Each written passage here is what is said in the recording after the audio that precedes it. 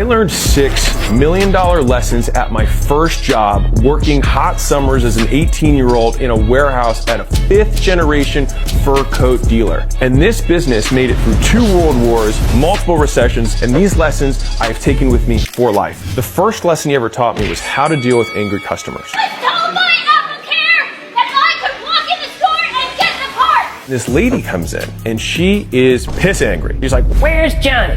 He sold me this coat and this button came off. This is so ridiculous. I spent so much money on this coat." Blah, blah, blah. She's just making a scene. I didn't go in the retail store that much because I looked like an 18-year-old and I wasn't going to be selling any $25,000 coats. John, the owner of the store, I'm on the other side of the door so she can't see me, and he's walking towards me to turn out to go deal with her. As he's walking towards me, I see him roll his eyes, and then as he turns a corner, he goes right into character. "Mrs. Johnson, that is ridiculous. I cannot believe that you had a coat that had a button that was missing. Who sold you that coat? I need to find them right now. We'll get rid of them. Did anyone see you with the coat without the button? We're going to get to the bottom of this right now." All of a sudden, her whole tone changes. She started backpedaling. She's like, it wasn't that big of a deal. Like, it was just a button.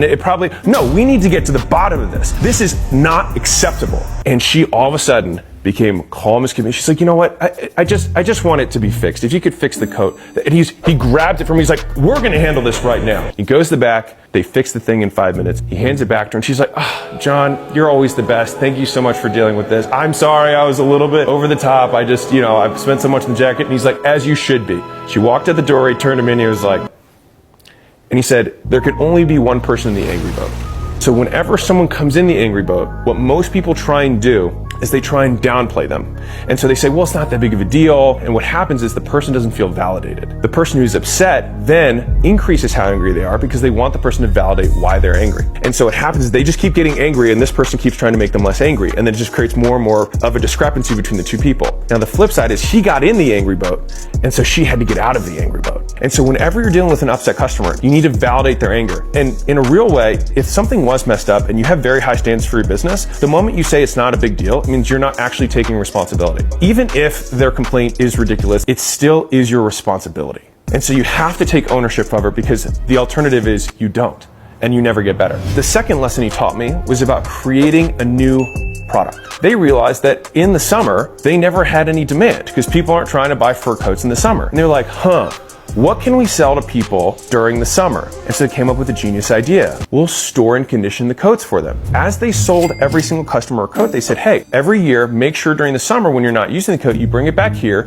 We can repair any damages, we can sew things up, we can condition the fur, and we can make it last 2, 3, 5 times longer so you can pass it on to the next of kin." And then he would give this little analogy. He's like, right, if you're gonna buy a $50,000 car, you'd pay $100 a month for insurance. It's the same thing here. So he created this analogy that compared fur coats, which people didn't understand as well, to a car, which was something they did. And so what happened is overnight, he created what I would consider an insurance product. Insurance products don't actually have to be insurance. You can charge people for the safety that whatever they just bought will continue to provide value for a longer period of time. And the cost to deliver on this was so low because we had 1, 18-year-old, 2, air conditioning, 3, storage facility. And the upsell was, lesson 3, was getting people to say yes by saying no. When I first learned no-based selling, I actually learned it from this job when I was 18. Storage is the first core thing, which is I just hang your coat up and I keep it air conditioned.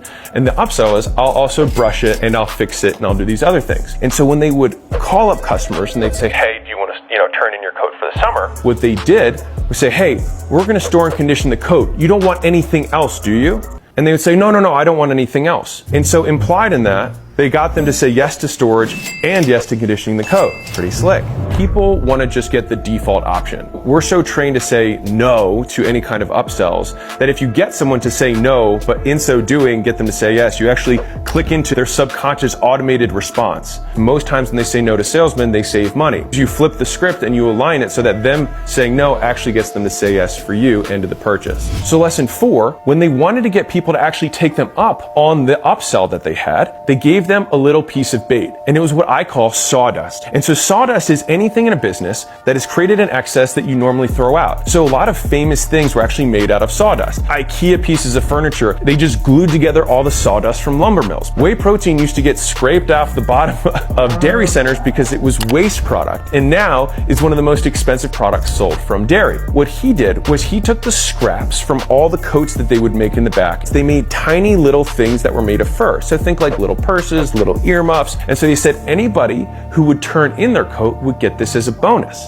They gave away something that cost them nothing, that people still perceive value, as bait to get people to come in and actually take the upsell. What's even more, when people did come to turn the thing in, they would actually say, well, you want to store that too, right? And they would say yes. And then they would charge them for that. Even though they got the product for free, the storage didn't come free. And if people are listening to this, if you're listening to this and you're a consumer, you have to get around the like, someone selling me something makes them evil. Capitalism is the only system where both people say thank you after an exchange. It means both parties are better. And if someone threatens you, that's different. That's just a form of robbery. But if I say, would you like this thing? And the other person says yes, and they give me money and I give them the thing, no harm was done. If someone didn't want to store the earmuffs, then they didn't have to. And they just got it for free, which is a benefit. And for the business, just a cost of doing business to get the person in the door. How he was able to double the amount of coats people would buy. The first was he said, no dealers. Everyone who's a consumer thinks, oh, these must be great deals. That's why dealers aren't allowed. Once they got in, there was a sign on the door that said limit 2 coats per customer. They're like, oh, there's a limit. I have to use up this scarce resource. On top of that, they would have multiple strike downs on the price. It said final price, all sales are final. And he purposely let people in on a single file line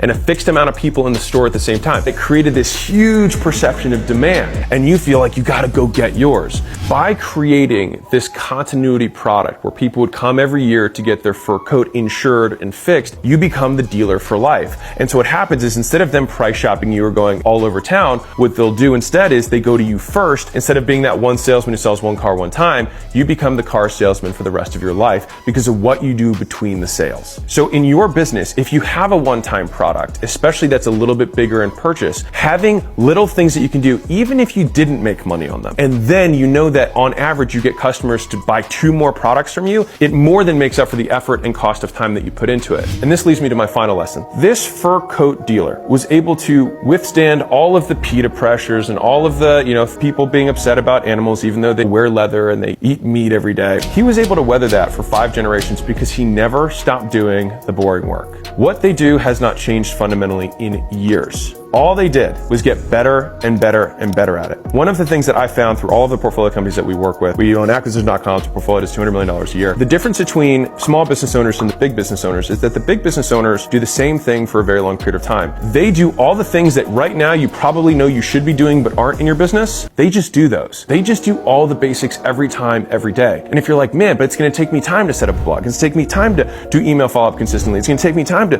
create content. It's going to take me time to build a sales team. Yeah, there's all the things that you probably know you should do, and they take time, which is why building a business that's big takes big time, but it also creates even bigger outcomes.